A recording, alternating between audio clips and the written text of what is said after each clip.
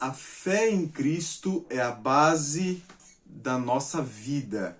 Esse é o título do nosso vídeo de hoje e eu quero te convidar a fazer parte disso com a gente, tá bom? Aqui nesse canal nós pensamos a vida e a fé de um jeito prático, objetivo, bíblico e contextualizado com o nosso tempo, tá bom?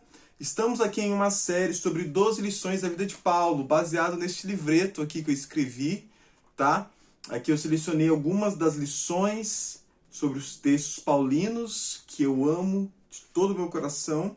E aí eu quero aqui agora te convidar a estar aqui e fazer parte desta série comigo, tá? Se você quiser adquirir esse livro, você pode entrar aí no Google e escrever Kenneth Carvalho, 12 lições da vida de Paulo, que você encontrará facilmente esse livro para comprar aí, e-commerce, para chegar na sua casa, tá bom? Sem mais delongas, vamos começar o nosso vídeo. Como eu disse aqui, você já viu aí a nossa terceira lição com o título A Fé em Cristo é a base da nossa vida. O nosso texto base aqui está em Romanos capítulo 1, versículo 17. Passo a citar. Porque no Evangelho é revelado a justiça de Deus. Uma justiça que é do princípio ao fim é pela fé. Como está escrito, o justo viverá pela fé. Olha só que interessante. A justiça de Deus é revelada no Evangelho. O versículo anterior, que é o versículo 16, define o Evangelho como o poder de Deus para a salvação. Então, o que é o Evangelho? É o poder de Deus para a salvação. Como que esse poder atua na nossa vida? E aí, nós temos a resposta para essa pergunta lá no versículo 17. Paulo responde como que o poder do Evangelho, o poder de Deus, que é o Evangelho, como que ele atua na nossa vida? Ele atua da seguinte forma, diz Paulo, nele se descobre a justiça de Deus. Então é no Evangelho que a justiça de Deus é revelada a nós. O que Paulo diz é uma justiça que é pela fé, lá em Romanos capítulo 3, versículo 21. Então perceba que essas três palavras estão interligadas. Evangelho, justiça e fé. Então elas estão interligadas.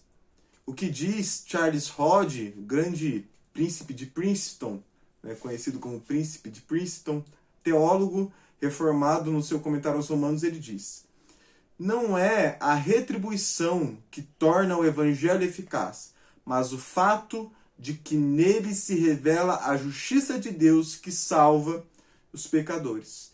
Então Deus ele é um justo juiz.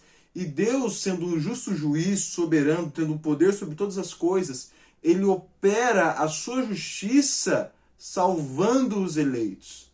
Assim como ele opera a sua ira quando ele opera a sua ira sobre os condenados, quando as pessoas vão para a condenação eterna. E então Deus opera a sua ira, assim como com os eleitos ele opera a sua justiça e amor. Então veja que existe, quando se fala da mensagem do Evangelho, existe aquele que ouve a mensagem e que é salvo, e aquele que ouve a mensagem e que ele está condenado. E ele precisa saber o porquê que ele está condenado. Ele tem a consciência de que quando ele está no inferno, ele tem a consciência da sua maldade. Ele não vai lá sem saber a mensagem do Evangelho. Por isso, no Evangelho se revela a justiça de Deus, assim também como a fé. Podemos dizer também que a questão, a nossa segunda verdade, que o nosso segundo ponto, que é a da lei e a graça, que é uma nova mentalidade, quando Paulo está escrevendo esta carta. Na antiga aliança, a salvação era associada à obediência à lei. Mas agora vivemos sobre a graça. Não que a graça, não que a lei não seja uma manifestação da graça. Mas agora nós estamos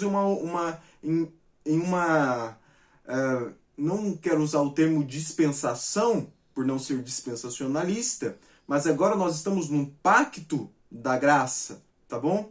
E aí, como nós vemos lá em Efésios capítulo 2, a justiça vem pela fé. Então, como eu disse, a fé e a justiça estão interligados. E por isso a fé se torna o fundamento do viver cristão. O justo viverá pela fé, é o que Paulo diz. E esta não é apenas uma citação poética de Abacuque. É um princípio espiritual. A nova vida é sustentada exclusivamente pela confiança em Deus. Perceba que quando nós falamos sobre a nova vida, que as pessoas que estão agora em novidade, vivendo com os princípios eternos, nós vivemos isso, mas não porque a gente garantiu a salvação, mas nós vivemos isso pela confiança em Cristo. Pela confiança em Cristo Jesus. Eu sei que é tudo muito complexo para apenas aqui 10 minutinhos de vídeo, tá? Mas esta é a justiça de Deus. A justiça de Deus faz com que a salvação pertença somente a Ele, pela sua boa e perfeita vontade, tá? Agora, a fé também, ela é este vínculo com Cristo. Paulo mostra que tanto o judeu quanto os gentios carecem da justiça de Deus. Todos estão sobre o juízo divino, Romanos 3,19 diz. E só há um caminho para ser justificado. Se estamos todos sob o justiça divino, só há um caminho para que essa justiça nos alcance. A fé em Cristo crucificado. Não é a fé de ir à igreja e ter uma vida um pouco melhor, uma vida financeiramente melhor, se sentir bem consigo mesmo, ter uma autoestima melhorada, que não tem que ser melhorado coisa nenhuma. É Cristo crucificado. Essa é a esperança do crente. Olha o que diz 2 Coríntios capítulo 2, versículo 5. 2 Coríntios capítulo 5, versículo 21. Passo a citar. Aquele que não conheceu o pecado, Deus o fez pecado por nós, para que nele fôssemos feitos justiça de Deus. Nisso, a fé, nesse contexto aí, não é um ato humano isolado, mas um fruto da obra de Deus no coração regenerado. É pela fé que nos apropriamos de Cristo e por ela que somos mantidos por Ele. Então não é só o meio pelo qual entramos e somos enxertados nesta vida, não é só pela fé. A fé não é só o meio pelo qual nós entramos, mas a fé é também a base que nos sustenta durante toda a nossa vida em uma só verdade. Tá? E aí a gente precisa entender que essa verdade não é exclusiva nossa, do nosso povo, da nossa tribo, dos nossos guetos evangélicos. Esta mesma fé, ela opera em todos os lugares do mundo. Diz o apóstolo Paulo aí, em Gálatas, capítulo 3, versículo 28. Nisto, não há judeu nem grego, todos vós sois um em Cristo Jesus. Não existe distinção para a fé. A fé, ela alcança quem ela deve alcançar, que já esteja determinado por Deus. Independente de qual religião, cultura, de qual etnia, de qual cor, qual raça, independente. A fé alcança a todos a qual deve ser alcançados. Deus está formando um povo pela fé e não um povo de um grupo, não um povo de uma classe social. Inclusive, vale dizer, se na sua congregação, se na tua comunidade de fé, só tem pessoas que têm uma questão financeira boa, alguma coisa de errado tem com a tua comunidade de fé. É importante dizer isso.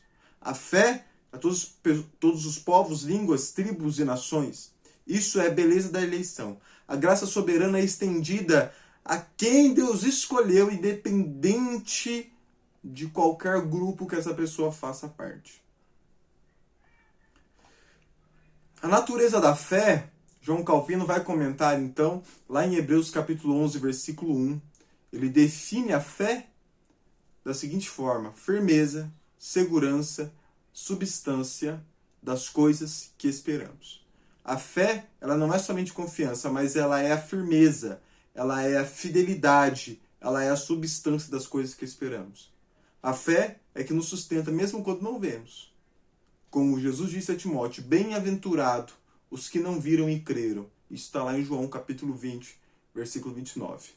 Fé é discernimento espiritual, é certeza invisível, ancorada em uma promessa. Eu não vi Cristo, mas eu estou ancorado nesta promessa de que Ele voltará. A fé não nasce de nós mesmos, ela é um dom de Deus. Você não nasce com fé, você não chega um dia e fala, eu escolhi a Deus. Não, a fé é um dom de Deus, pelo qual somos unidos a Cristo e preservados nele. A fé que permanece, diz o filósofo luterano Søren Kierkegaard, ele diz as seguintes palavras: mesmo que coloquemos todo o conteúdo da fé em forma de conceito, ainda assim não a teríamos compreendido.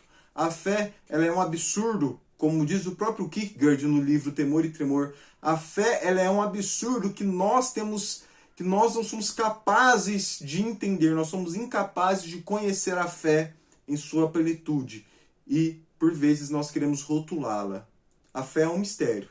Ela nos atrai, nos molda, nos mantém.